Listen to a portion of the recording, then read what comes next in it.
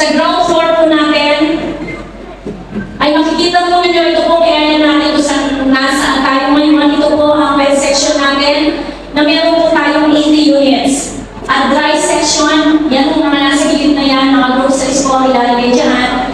At iyan ay total of 101 units. Meron po tayo CR dito sa baba, dalawang male common toilets, at 2 female common toilets, 3 PWD, and all gender sensitive toilets.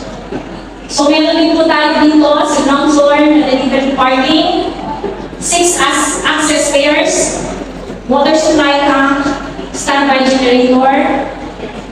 Yan po ang nasa ground floor natin. Pagdating naman po sa second floor, mayroon po tayong 274 units of vegetable and dry goods section. Pedestrian ramp from ground level to second floor level. Meron po na